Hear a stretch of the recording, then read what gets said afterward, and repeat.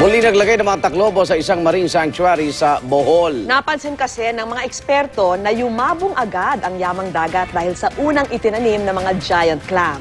Saksi si Mark Zambrano. Hitik sa mga isda at yamang dagat ang marine sanctuary na ito sa barangay Bingag sa Dawis, Bohol. Nang akin itong sisirin, nakita kong mayayabong at makukulay na coral reef. Ito raw ang positibong epekto ng pagtatanim dito ng unang batch ng 100 taklobo o giant clam nitong Pebrero. Masaya ang lokal na pamahalaan na sa loob lang ng 3 buwan, nabago ng mga taklobo ang marine ecosystem sa baybayin ng Dawis. Kaya naman nagtanim muli ng 140 giant clams dito na nagmula pa sa breeding facility sa Pangasinan.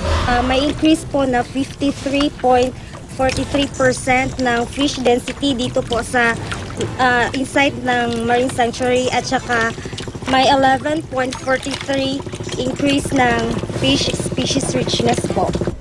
Sa kuha ng GMA News, kitang-kita ang magandang kondisyon ng mga taklobo.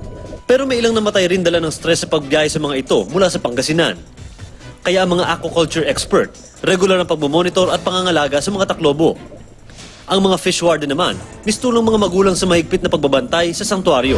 Nagbabawal dyan yung mga illegal fishing, tapos yung mga malungoy na nangunguha na kung tulad ng mga shell, lalo na yung mga taklobo na hindi natin pinapahintulutang makuha.